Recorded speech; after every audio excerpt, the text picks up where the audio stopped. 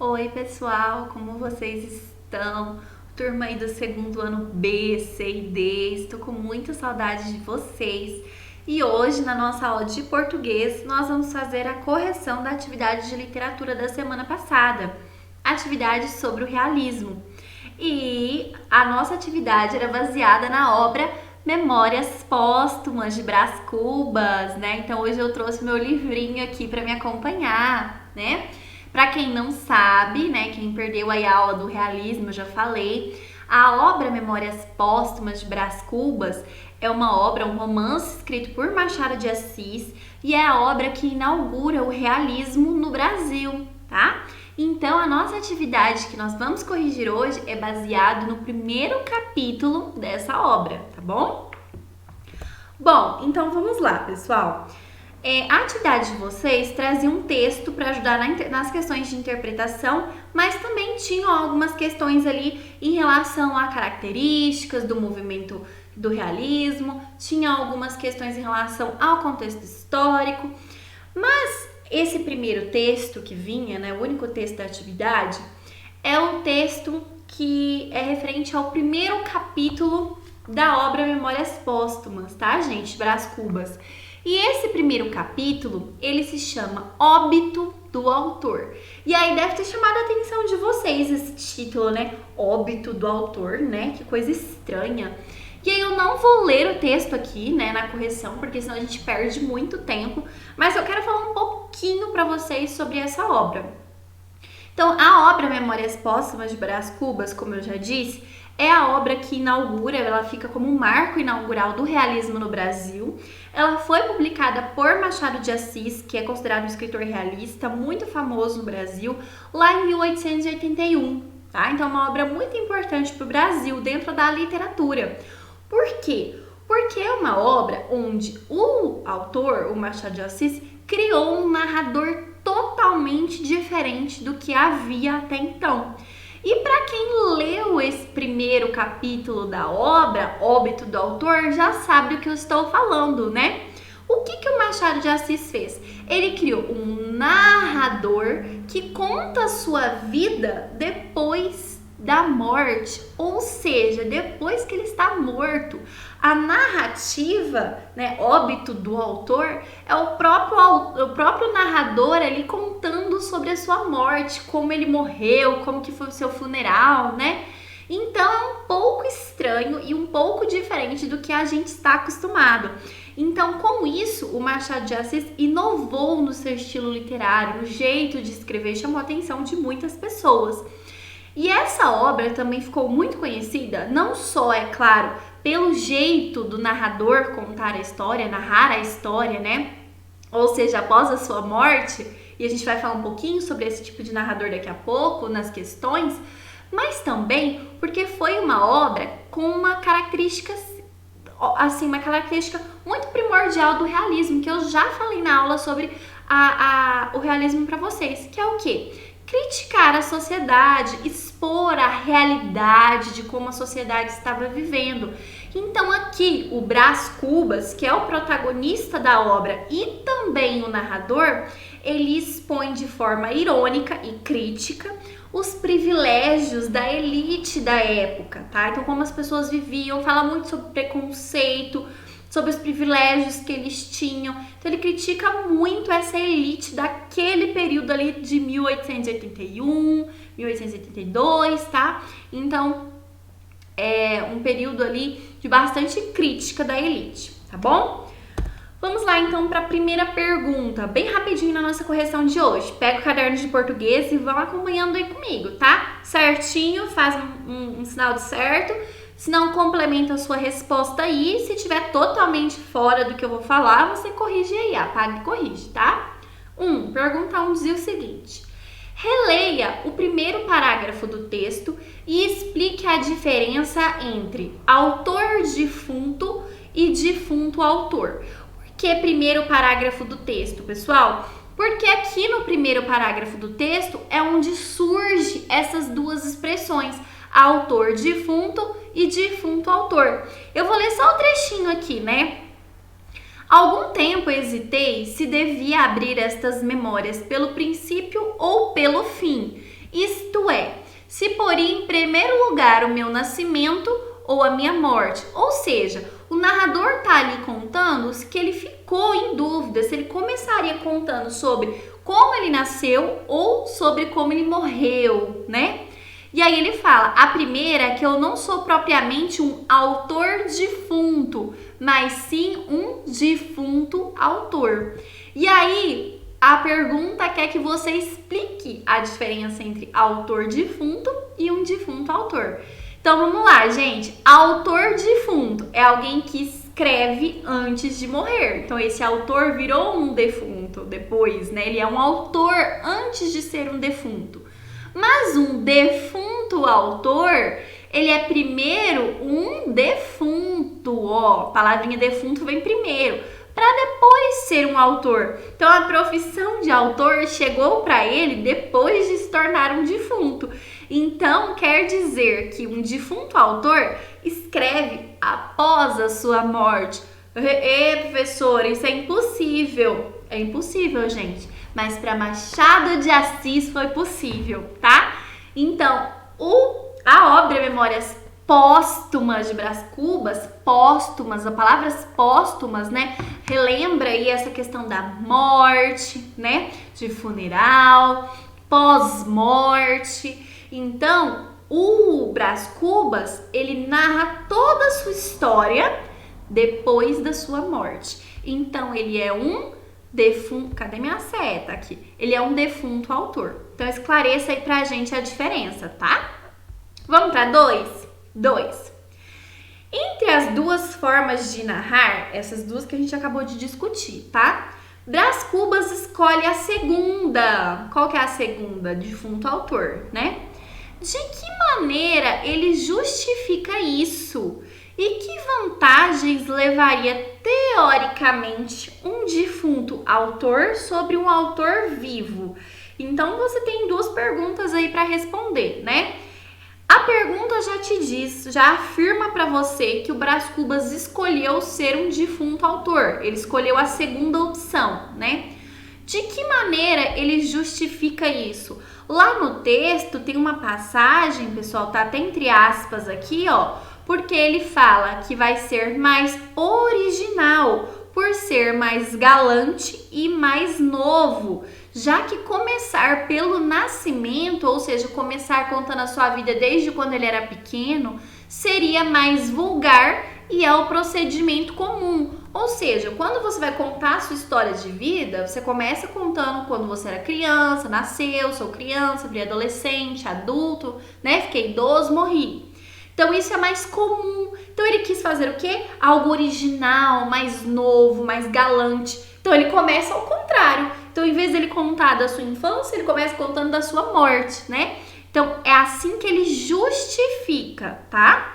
Agora a outra pergunta é: que vantagens levaria um defunto autor sobre um autor vivo? Ô, gente, vamos pensar. O realismo não era um período literário ali onde as obras literárias tinham como principal característica expor a realidade da situação, né? Realmente expor como era a sociedade, como as pessoas se tratavam, como as pessoas viviam, não era assim? Uma pessoa que já está morta contando algo, ele tem muito com o que se preocupar? Não. Então, qual seria a vantagem de um defunto autor? A vantagem seria que por ele estar morto não teria nenhum compromisso com as regras de conduta do mundo dos vivos, podendo narrar de forma crítica e irônica. Ou seja, ele poderia falar mal de quem ele quisesse, ele poderia contar os babados e os podres de quem ele quisesse na sua história, ele poderia falar sobre o que ele quisesse, porque teoricamente ele já está morto, então ele está narrando a sua história como um defunto. Já uma pessoa viva, né, um autor defunto, ele ainda tem a sua vida pela frente, então ele tem que se preocupar com o que ele vai falar, o que as pessoas vão achar da sua produção, né? Então essa seria a vantagem, né? Ele não estaria preocupado com as regras do mundo porque ele já morreu, certo? Tranquilo? 3. A reflexão de Brás Cubas, depois de citar um trecho do discurso do amigo, é altamente irônica. Explique o motivo dessa ironia. Extremamente irônica. Eu li errado, gente, desculpa. É extremamente irônica. Explique o motivo da ironia. Ô, gente, aqui no terceiro parágrafo, primeira coisa, esse trecho tá contando ali da morte dele, né? E aí ele fala um pouquinho sobre como que foi o funeral dele, que tinha poucas pessoas e tal. E alguém fez um discurso, né? Ele fala que esse amigo fez um discurso. Depois que ele conta o discurso do amigo, porque aqui no finalzinho, ó, acompanha a setinha, entre aspas, ele conta como foi o discurso do amigo, né? Vós que conhecestes, meus senhores, vós podeis dizer comigo. E ele fala e não fala nada. Depois que ele cita o trecho do discurso do amigo, ele diz o seguinte, ó, em vermelhinho aqui, ó. Bom e fiel amigo, esse meu, né? Não me arrependo das 20 apólices que lhe deixei. E aí eu pergunto pra vocês, aonde está a ironia aqui, gente? Apólices é o quê? Era como que eu vou dizer pra vocês? Basicamente um testamento onde você deixava posses, bens para as pessoas. Quando ele fala que ele deixou apólices pro amigo, quer dizer que o amigo só fez um discurso porque tinha recebido algo pelo testamento, né? Então, no testamento de Brás Cubas, o amigo tinha sido beneficiado com algumas apólices, o que justificaria o discurso fúnebre em favor de Brás. Afinal, o Brás Cubas aqui nesse texto relata que tinham poucas pessoas aqui, ó. No segundo parágrafo ele fala, ó, fui acompanhada ao cemitério por 11 amigos, 11 amigos. A verdade é que não houve cartas nem anúncios. E aí esse amigo fez o discurso. Ou seja, gente, era uma pessoa muito querida e amada, com 11 pessoas lá por ele? Não, né? E aí esse amigo fez o discurso porque, teoricamente, ele teria ganhado essa herança do Brás. E aí o Brás fala, não, meu querido amigo, você foi fiel, né? Fez um discurso pra mim, mas na verdade eu te deixei, foi uma apólice, eu te deixei um bem, por isso que você fez o discurso, né? Então ele é um pouco irônico após a sua morte, justificando. E aí a gente tem uma crítica já característica do realismo, pessoal. O Brás está narrando a sua história, mas ele está criticando a sociedade.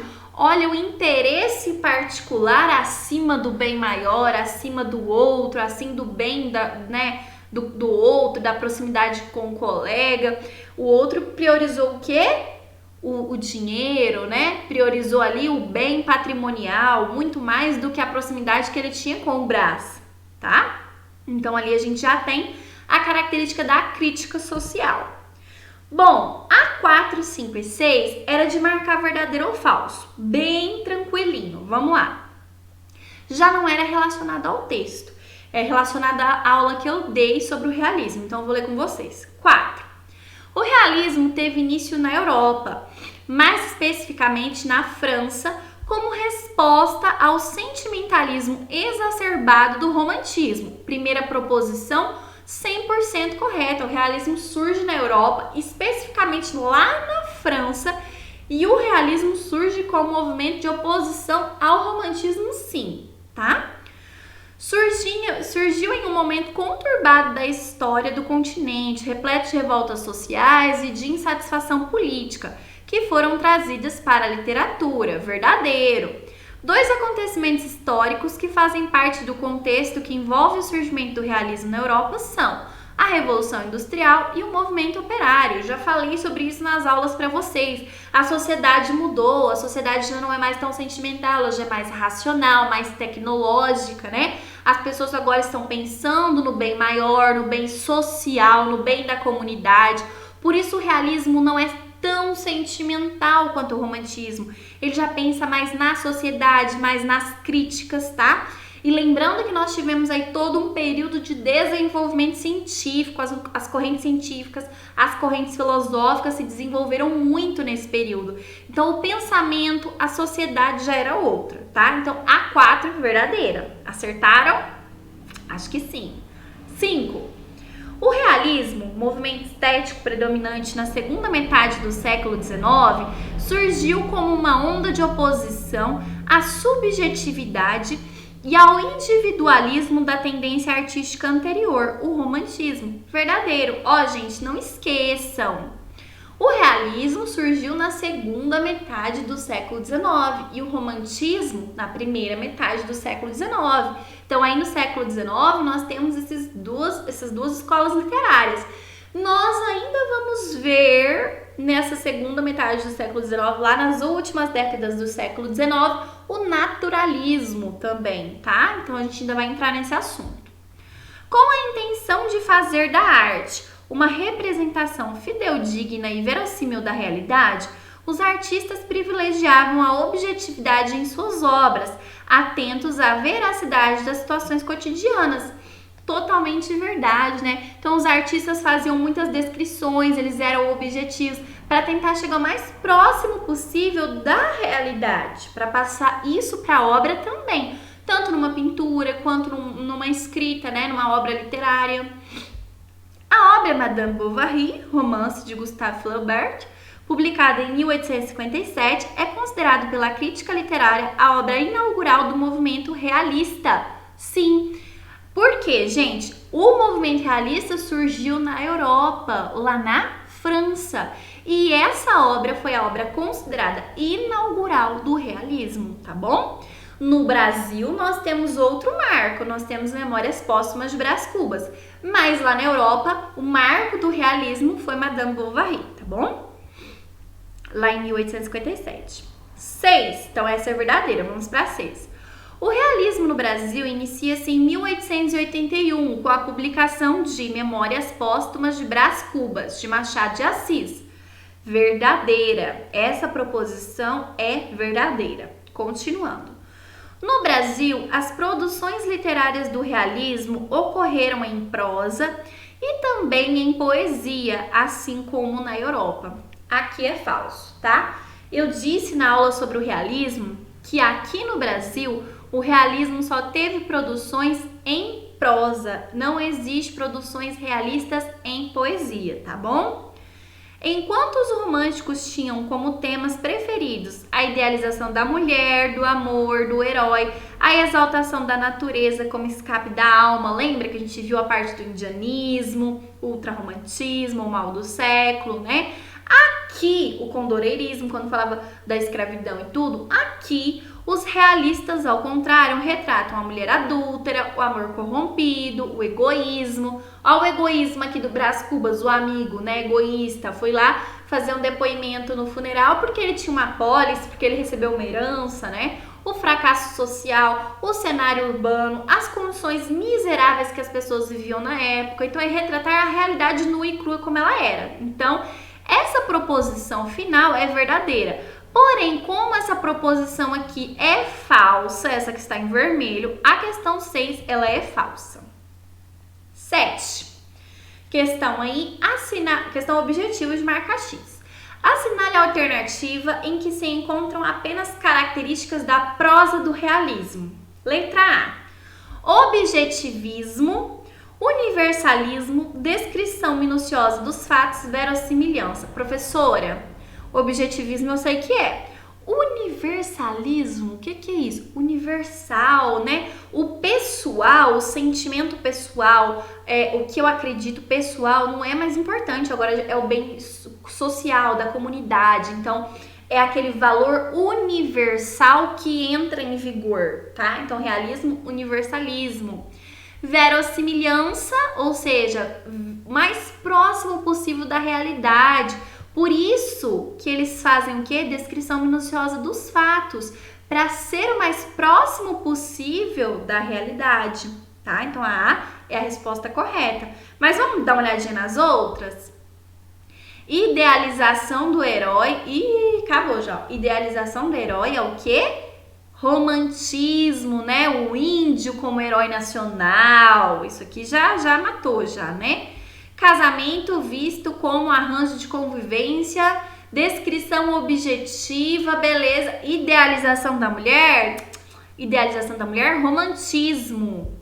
Linguagem metafórica. Não, aqui a linguagem não é metafórica, é uma linguagem objetiva. Protagonista tratado como herói. De novo, o herói é lá no romantismo, não é aqui. Sentimentalismo. Aqui nós não temos sentimentalismo. O realismo é oposto ao sentimentalismo exagerado do romantismo. Espírito de aventura, narrativa lenta, impasse amoroso solucionado pelo final feliz. Que romântico é esse, né? Essa é totalmente romântica. Então, resposta correta, letra A, tá bom, pessoal? Última e 8. A 8, vocês tinham 4 proposições para analisar e marcar quais estavam corretas em relação ao realismo e naturalismo. Aí vocês vão falar assim: professora, mas nós ainda não vimos o naturalismo. E eu vou dizer para vocês que o naturalismo basicamente tem as mesmas características, surge basicamente no mesmo contexto histórico do realismo. O que diferencia um do outro é a escrita, algumas características na escrita que vocês vão ver mais pra frente, tá? Então é muito tranquilo fazer essa questão, porque é a mesma coisa um do outro. Então vamos lá. Vamos acompanhando aí comigo. Poderíamos citar como característica da estética realista o individualismo, a linguagem erudita e a visão fantasiosa da sociedade. Ô, gente, presta atenção. O realismo é individualismo? A gente acabou de ver que é universalismo, né? O individual, o pessoal é lá do romantismo, né? Linguagem erudita. O que é linguagem erudita, professora? É a mesma coisa que a linguagem rebuscada, linguagem difícil, complicada, muito bem trabalhada. Aqui a gente não tem a linguagem objetiva, mais popular. Então aqui, ó, não é uma característica do realismo, tá? Visão fantasiosa da sociedade, isso é romântico, pessoal. O realismo é a verdade nua e crua, ele expõe os defeitos da sociedade. Então ele não tem uma visão fantasiosa, mas sim uma visão aberta, ampla, real da sociedade, tá? Então a 1 é falsa. 2. Os maiores representantes da estética realista naturalista no Brasil foram Machado de Assis, Aloysio Azevedo e Raul Pompeia. Verdadeiro, tá lá na minha aula que eu dei pra vocês. Professora, mas lá você falou só sobre o realismo. Sim, mas acabei de dizer pra vocês, ó, que o realismo e o naturalismo aconteceu ali, ó, concomitantemente, tá? 3. O escritor o escritor realista acerca dos objetos e das pessoas de um modo... O escritor realista acerca-se dos objetos e das pessoas de um modo pessoal, apoiando-se na intuição e nos sentimentos. Gente, o escritor realista, ele é pessoal? Ele se baseia na intuição e nos sentimentos? Não. Quem se apoia no pessoal e nos sentimentos é o romântico, o escritor romântico, não o escritor realista, né? E aqui ele tá falando do escritor realista, então aqui, ó, é falsa. 4. Segunda Revolução Industrial, o cientificismo, o progresso tecnológico, o socialismo utópico, a filosofia positivista de Augusto Comte, o evolucionismo formam um contexto sociopolítico, econômico, filosófico, científico em que se desenvolveu a estética realista. Verdadeiro. Falei sobre isso nas minhas aulas, né? Revolução Industrial, nós tivemos uma mudança na sociedade, o racionalismo passou a valer, a corrente positivista ganhou força, o desenvolvimento da ciência, das correntes filosóficas, eu falei sobre tudo lá, elenquei as correntes filosóficas que ganharam força, apesar de que eu não adentrei nelas, porque a gente não precisa adentrar nelas nesse momento, tá? Mas eu elenquei elas lá para vocês. Então, a resposta correta aí é a 2 e a 4. Então, a resposta da 8 seria a alternativa C. Apenas a 2 e a 4. Tá bom, pessoal? Eu espero que vocês tenham aproveitado a correção, tenham gostado um pouquinho da obra, essa obra tão diferente do Machado de Assis, mas tão rica. né, do realismo, que conta um pouquinho sobre a história do protagonista Brás Cubas. Um beijo para vocês e até a próxima!